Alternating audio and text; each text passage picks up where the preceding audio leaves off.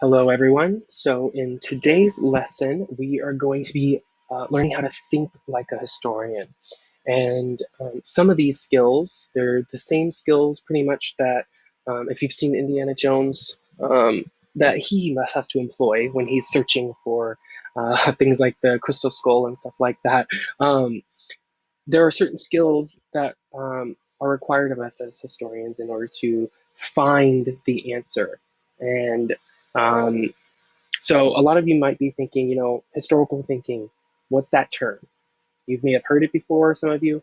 If you haven't, in today's lesson, we're going to learn exactly what it means. And we're also going to learn how to think historically, because this is what we will need to get the most out of this class. And in order to be, um, out in the real world, being able to determine um, whether these accounts, these stories, are credible or not, whether they're accurate or not. So before we begin, I had asked you to respond to this big question: how do you think historians investigate the past? Why do you think historians investigate the past? I'm interested to see how you responded to these questions because not they are counted for your attendance, but also I'm interested to see the difference between how you answered them before beginning this lesson and how you'll answer it by the end of this lesson. So, um, also before we begin, I just wanted to say, we're all familiar with historical stories. We learn these stories from our textbooks, stories told by our parents and grandparents. There's historical accounts in movies and TV shows that we've all seen. So essentially, historical thinking is the reading, the analysis, and writing that's necessary for us to tell these stories, for you to tell these stories. It's not just what we know about the past, but how we know what we know about the past, because we can't travel back in time to see exactly what happened with our own eyes. But thinking historically, using historical thinking skills, helps us to get closer to that past and to be able to construct a more accurate and complete picture of what happened and what it meant historically, whether it was significant or not. So let's get started with the lesson. So historians investigate the past by considering four different things. Make sure you are following along with the graphic organizers that are attached with this lesson. You're going to need to fill that out as we go. So the four different things that they consider are contextualization, continuity and change, cause and effect, and compare and contrast. So the definition of contextualization is the background and circumstances that set the stage for an event. It's the bigger story behind the historical event, right? So, an example of this would be Star Wars, right? So, I'm sure many of you have seen it. If you haven't, basically the film begins with a long time ago in a galaxy far, far away. And it continues with background information on the characters, events, and other information that's crucial. It's important to be able to understand the film. So without providing this context beforehand, the viewer of the movie would not know what's going on, possibly, and they might miss key events, or they could be lost throughout the entire film. So this is what contextualization aims to prevent. It helps to provide that necessary information to prevent misunderstanding later. So, why is contextualization important then? It helps to give us a more clear understanding of the event by clarifying the larger story the event is taking place in. So, let's take a look at an example. In the year 1492, Columbus sailed from Spain across the Atlantic to the New World. I'm sure many of you remember that from your prior history classes. But the question is, why did that happen? And by using these historical thinking skills, we are going to talk about like contextualization. We are going to be able to have a better understanding of why it is that happened. So the context is, in this example, that the Ottoman Empire, which was an empire in the Middle East located between Europe and Asia, um, it had cut off European trade with Asia, specifically China, over the Silk Road. If you don't remember, the Silk Road is like it was a physical transportation route over land where goods between Asia and the Middle East and Europe, and for centuries, goods and people traveled along that road, right? And so the Ottomans had broken off European access to it, and it was a major problem because the Europeans relied on trading heavily with China, right? Also, there were other Portuguese explorers like Bartholomew Diaz, who had already begun exploring sea routes to Asia along the coast of Africa. So this is just providing more context for um, the sailing of Columbus, right? So the Europeans were looking for other routes, and there was competition out there. It wasn't just Columbus; there were other people out there looking for these routes. Also, the Spanish found themselves in a race to establish new trade routes to Asia. They were competing, just like Columbus was competing individually with other explorers. The Spanish, as a country, were competing with other nations like the Portuguese, right? Um, to see who can get to China first. So the Spanish, put their money on Columbus to find a trade route. And taking a step back and thinking of, those three big pieces of information I just shared with you, when you put all that common context in one period of time together, you combine it all together, the competition between individual explorers, competition between nations, the Europeans as a whole looking for new trade routes, we call this periodization. That's what historians call that. And in this case, the period during which many European explorers set out to find new lands, we call it the age of exploration, right? So all that context coming together is why we call it the age of exploration. And to more accurately tell that story of um, the age of exploration, this period, not only do we need to provide the context as we've already done, but we need to talk about how things have changed and how they've remained the same during this period. And we refer to this as change in continuity. And this is another thing that, when thinking historically and acting as a historian, it's another thing that we look for is change and continuity.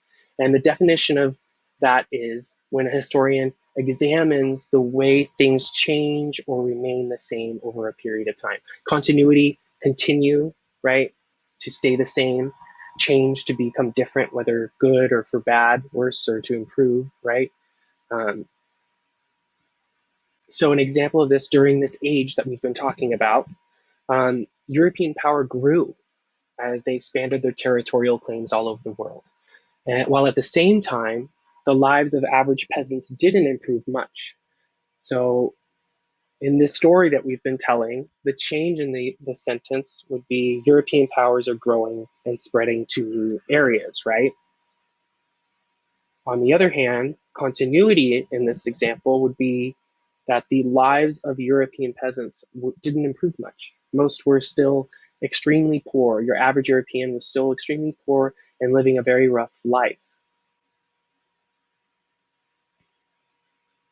And many Native American populations that encountered European explorers during this period, they were nearly wiped out by disease. That indicates a change, right? Native American populations in Central, South, and North America seriously declined because of these interactions, right? But many Native Americans managed to maintain their cultural identity and practices even today. So that's another example of what? Continuity, right? It's staying the same. They maintained it. So many Native American groups were devastated by European diseases, but they managed to hold on to their culture and traditions. So this is us thinking historically, looking at the time period and looking for what it is that changed and what didn't. So changing continuity, by looking at that, it helps us to understand the evolution of history. That's why it's important. But besides knowing what it is that was going on, what was happening, what changed and didn't change, you might also want to understand why Native American populations declined after their encounter with Europeans. This is a little, you're going further. You're not just saying what it is that happened. You're really thinking what caused that to happen. And in that case, you're of course looking for cause and effect. Specifically, in this example, in this age, what caused Native American populations to decline as a result of European interaction? So the definition, when we consider cause and effect, it's when we look at the things that led directly to or help us to understand specifically why an event occurred. That's when we look at cause and effect. And in our example of the age of exploration of what happened to the Native Americans, the answer was disease. Europeans brought new diseases to the New World, like smallpox, for example, which Native Americans had absolutely no immune defenses for. They had never encountered many of these diseases, and so they were more susceptible to dying. They just didn't have the immune system for it. So um, a significant drop off in Native American population. So cause and effect often helps us to answer, as we just did, the why questions in history. And we already mentioned when we were discussing context that several European empires were exploring the Atlantic and establishing colonies at the same time. Um, when, as a historian, you're looking back and you're retelling the story of this age, you might want to know if the different empires interacted with Native Americans in different ways, right? And when you do that, you compare and contrast. You're examining two or more topics to identify how they are similar and how they're different. Two more things, right?